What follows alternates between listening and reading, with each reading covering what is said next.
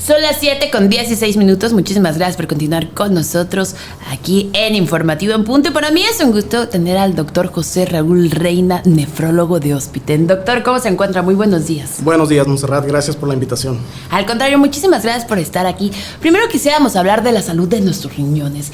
¿Qué importantes son los riñones en el cuerpo de un ser humano? Importantísimos. Los riñones se encargan de la armonía del cuerpo y a veces es algo que la gente no sabe y olvidamos. Son unos grandes olvidados los riñones en la salud. Desafortunadamente nos damos cuenta cuando perdemos su funcionamiento y nos damos realmente cuenta de la importancia que tenían en nuestro cuerpo. Entonces hay que prevenir que eso suceda. ¿Es importante cuidarlos desde que estamos jóvenes, doctor? O de repente, como usted dice, ya llegamos a una edad, pues 40 para arriba, y ahora sí uno le va saliendo todo o se va preocupando por cada achaque.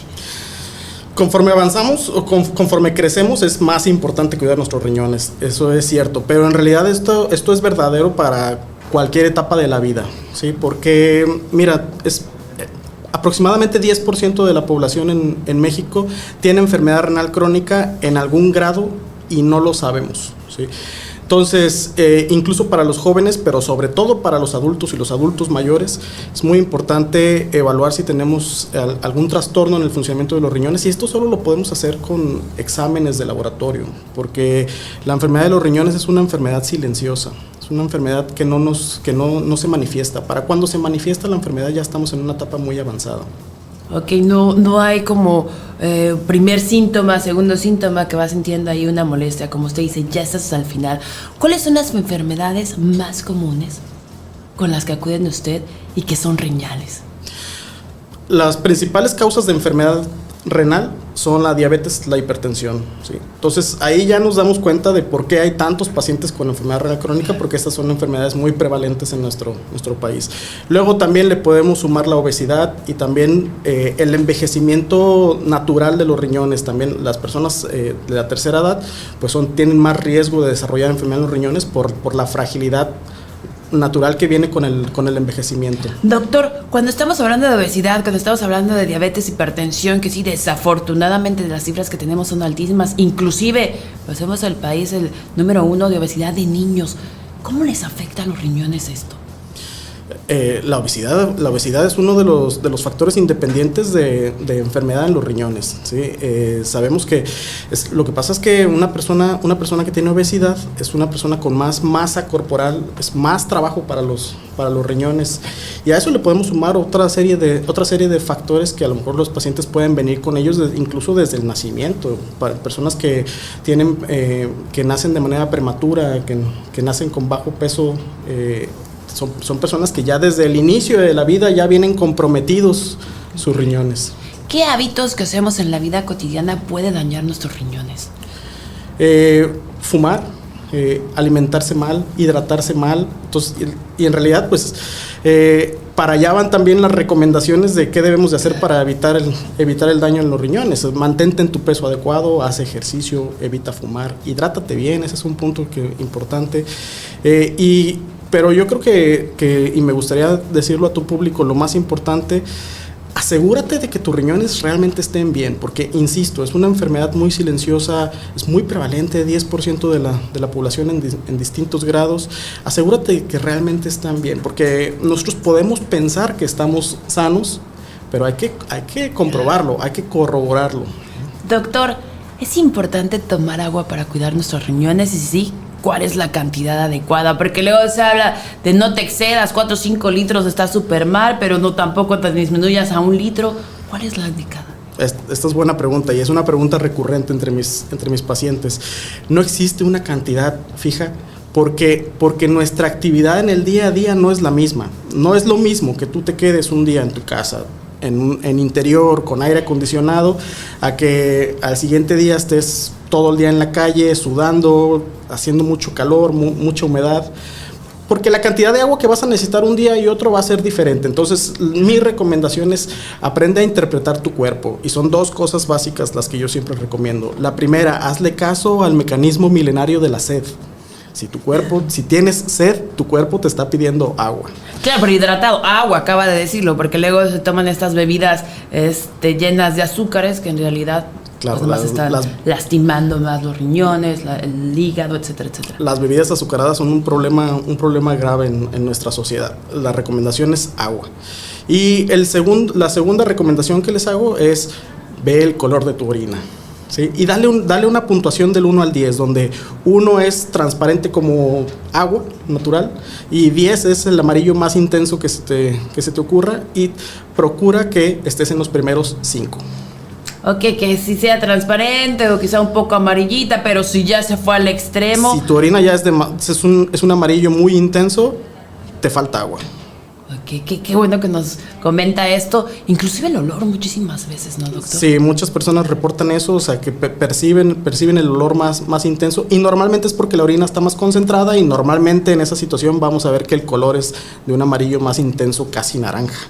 Ya que estamos hablando de tener buenos hábitos, ¿qué tanto nos perjudica el exceso de sal o el exceso de proteína que muchísimas personas entrenamos aquí en Cancún? Hay muchísimos estudios, gimnasios, etcétera, etcétera, y por ahí se dice que también la proteína puede dañar a nuestros riñones. ¿Esto es verdad? Bueno, mira, primero respecto a la sal es una recomendación general para la población. Hay que moderar nuestro consumo de sal. Efectivamente, eso nos va a llevar a un menor riesgo de desarrollar hipertensión y un menor riesgo de desarrollar enfermedad en los riñones. Respecto a las proteínas, ahí hay que interpretarlo un poco, porque depende de mucho de cuál es la situación basal de tus riñones, cómo está el funcionamiento de tus riñones, y ahí es donde viene el problema, porque efectivamente mucha gente consume suplementos de proteínas para el gimnasio, para ganar masa muscular, pero no saben cómo está el funcionamiento de tus riñones. Si tú consumes un exceso de proteínas con unos riñones enfermos, los vas a enfermar más, los vas a enfermar de manera más acelerada. Si tus riñones están sanos, lo más probable es que tus riñones van a ser capaces de tolerar la sobrecarga de proteínas y no vas a tener mayor problema. Entonces, la clave es conocer cómo están tus riñones antes de someterte a una dieta hiperproteica. Qué bueno que nos menciona esto, porque hoy en día también vemos que todos nos autocuidamos, automedicamos, lo metemos ahí a ChatGPT, nos da una dieta y dices, mira, ¿para qué acudo? Pero no sabemos internamente cómo estamos. ¿El ejercicio físico ayuda muchísimo a nuestros riñones? El ejercicio, porque el ejercicio nos ayuda a mantenernos en nuestro peso adecuado, ¿sí? Y nos ayuda a mantener una salud cardiovascular.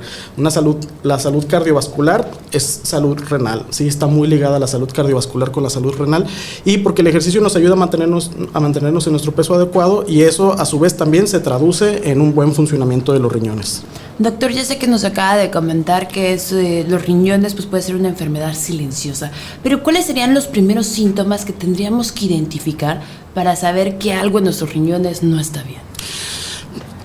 Nuevamente, cuando ya tenemos manifestaciones clínicas, habitualmente es porque estamos hablando de una enfermedad que está más avanzada, pero las manifestaciones más comunes son edema, que de pronto notemos que tenemos los pies hinchados, los párpados hinchados al amanecer, palidez, ¿sí?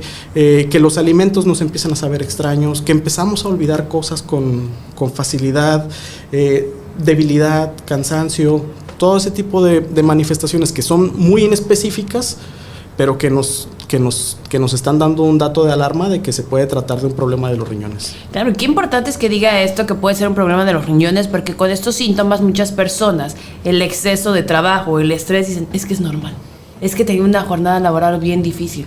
Pero no, estamos hablando que puede ser otro tema que nadie se imaginaría que fueran los riñones. Claro, hay que hacerle caso a nuestro cuerpo. ¿Por qué muchas enfermedades renales no se detectan hasta que ya están muy avanzadas? ¿Por qué es esta enfermedad silenciosa? ¿Nos protegen mucho? ¿Es lento el procedimiento? ¿O nuestros riñones nacieron muy resistentes que dicen aguantamos todavía? Hay muchas enfermedades que pueden afectar a los riñones, y algunas son de presentación muy abrupta, muy acelerada, pero las más comunes, que son las de la hipertensión, las de la diabetes, tienen un desarrollo muy lento en el tiempo, tardan años en establecerse. Yo creo que el problema del por qué los pacientes llegan hasta un punto muy avanzado es porque no tenemos la cultura de de hacer chequeos para asegurarnos de que estamos bien. Creemos que estamos bien porque nos sentimos bien, pero muchas veces podemos tener algo oculto, algo silencioso, algo que está sucediendo y que no nos hemos dado cuenta. O lo que le sucede a muchos pacientes es que se empiezan a acostumbrar al síntoma. A lo mejor empiezan a tener cansancio y pero es tan lento, es tan progresivo que se empiezan a acostumbrar a ese síntoma que ya no lo perciben como un problema. Ya lo normalizamos. Lo normalizas. ¿No? Ya creemos que es así. Doctor, ya que está hablando de revisiones, de chequeos, ¿qué estudios tendríamos que pedir para revisar nuestros riñones, para saber que están bien?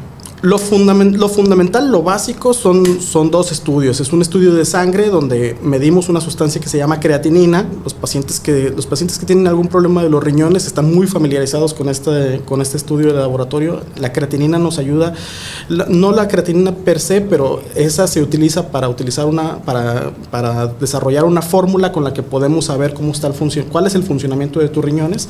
Y lo otro sería un examen general de orina. Y luego ya de eso pueden derivar otros estudios como un ultrasonido de los riñones o una tomografía de los riñones y una serie de estudios ya cada vez un poco más especializados dependiendo de qué necesita la persona. Pero lo fundamental es un estudio de sangre, creatinina, un examen general de orina. Y esos son estudios básicos, esos vienen en el chequeo general de cualquier laboratorio. Esos son estudios baratos, son ampliamente utilizados, en cualquier lugar los podemos hacer. ¿Cada cuándo recomienda que nos los hagamos? Para las personas que se consideran sanas, que no tienen diabetes, no tienen hipertensión, no son de tercera edad, no tienen obesidad, una vez al año. ¿Sí? Pero si tienes uno de esos factores de riesgo que acabo de comentar, cada 3 meses. Doctor, ¿cuándo ya es necesario hacer un trasplante de riñón? Aquí estamos hablando de una persona que ya sus riñones ya fallaron por completo. Normalmente son personas que ya están en terapia de sustitución renal, en diálisis peritoneal o en hemodiálisis, y en donde el trasplante es una opción de tratamiento. De hecho, es la mejor opción de tratamiento para una persona que tiene insuficiencia renal. Insuficiencia renal es que sus riñones ya no pueden mantener el equilibrio en el cuerpo, ya no cumplen con las funciones que el cuerpo necesita. Entonces estamos hablando de una persona en la etapa más avanzada de la enfermedad renal, donde el funcionamiento ya es muy malo. Ahí es donde se busca un trasplante de riñón. Doctor, ¿se puede vivir con un riñón? Se puede vivir con un riñón, y esto lo sabemos de los donadores de riñón, precisamente hablando del trasplante. Hay múltiples estudios donde se evalúa cómo le va a esos pacientes que donaron un riñón y se quedan viviendo con uno solo. También lo sabemos de muchos pacientes que pierden un riñón por una u otra causa. Aquí en la península de Yucatán es muy frecuente que se pierdan riñones por piedras que obstruyen el funcionamiento de los riñones, pero sabemos que esas personas que se quedan con un solo riñón, si viven una vida sana, te alimentas sanamente, te hidratas sanamente, tratas de mantenerte en tu peso, evitas desarrollar hipertensión y diabetes, son personas que van a vivir todo lo que es la expectativa de vida normal para esa persona. Doctor, acaba de hablar de algo bien importante, las piedras en los riñones, que es un tema muy común que muchísimas personas dicen que duele horrible. Por ahí hay mitos que los generan, pues sí, la mala alimentación, pero el exceso de bebidas deshidratantes, porque en lugar de hidratar, no nos están deshidratando. ¿Qué hace que se formen piedras en nuestros riñones? Es multifactorial, hay factores genéticos en la población. En la península de Yucatán es muy frecuente la litiasis renal. También hay factores en la alimentación, pero lo que se sabe que es el principal elemento por el cual se desarrollan piedras en los riñones es la hidratación, nuevamente. ¿Sí? El principal motivo por el que se desarrollan es una deshidratación crónica, subclínica, que apenas se percibe, que el paciente medio se acostumbra a tener los labios secos, a tener sed, que dejas de percibir ese síntoma. Esa es la típica persona que va a empezar a desarrollar piedras. Y luego, pues también son personas que recurrentemente tienen episodios de litiasis, recurrentemente están arrojando piedritas, y sí, como lo comentas, son dolores muy intensos los que pasan en esos periodos. Doctor, las piedras, ¿cómo se eliminan? ¿Con operación, con tratamiento? Porque luego los pacientes también que llegan a tener piedras dicen, ay, me duelen mis riñones, no puedo. ¿Esto es verdad? ¿Sí duele? Sí, sí duelen dependiendo de la ubicación donde esté la piedra. ¿Y cuál es el tratamiento? Pues va a depender mucho de la ubicación de la piedra y el tamaño de la piedra. Entonces, la gran mayoría las vamos a poder expulsar con tratamiento médico. Son tratamientos que a veces tardan en expulsar la piedra 2-3 semanas, pero si son demasiado grandes o si están en una ubicación muy comprometida, puede ser necesaria la cirugía. ¿Se siente como cristales? Porque eso es lo que dicen, doctor, cuando lo están expulsando. ¿Esto es correcto? ¿O puede dañar, mientras que están expulsando, puede dañar otro órgano? No, lo que dañan es el riñón y el ureter, que es el tubito que sale del riñón hacia la vejiga. Pero lo que pasa y lo que yo le comento a mis pacientes es que una piedra en los riñones no es una canica. Una canica es liso, ¿no? Claro. El riñón tiene picos y al avanzar rasga y lastima el tejido del ureter en el interior, y eso es lo que ocasiona mucho dolor. Pues doctor, ¿cuáles serían sus recomendaciones para finalizar? Nos podríamos quedar con usted, pues bueno, prácticamente toda la mañana, pero sé que también tiene que regresar a trabajar. Gracias por compartirnos este contenido de valor. ¿Cuál sería la recomendación para la ciudadanía que nos está escuchando? Que también los padres de familia son responsables de la alimentación de sus hijos. Sí, bueno, mis recomendaciones, las recomendaciones generales es: traten de llevar una vida sana, aliméntense sanamente, no coman sal en exceso, hidrátense adecuadamente, hagan ejercicio para que se mantengan en su peso adecuado. Pero yo creo que la principal recomendación que les haría es: asegúrense de que el funcionamiento de sus riñones es óptimo, y eso solo lo podemos saber mediante estudios de laboratorio. Pues doctor, muchísimas gracias. ¿Dónde lo podemos encontrar? Doctor José Raúl Reina, cargo nefrólogo, y él se encuentra en el hospital en Cancún. A sus órdenes en el hospital en Cancún, con todo gusto, comuníquense y los atiendo. Nada más llamamos, está de hecho en Avenida Bonampak, ¿no? Está muy cerquita de aquí de nuestras instalaciones. Avenida Bonampak es un domicilio bastante conocido por todos. Comuníquense, pidan cita con el doctor Raúl Reina y estoy a sus órdenes. Muchísimas gracias, doctor, y como siempre ya lo sabe, hay que hablar de la cultura de la prevención. No normalice sentirse mal. Por supuesto hay que acudir a nuestros chequeos cada año si usted cree que es una persona saludable, y si no, por favor, haga acción, tome en cuenta las recomendaciones del doctor José Raúl Reina, nefrólogo de Hospital en Cancún. Muchas gracias, doctor. Gracias a ti.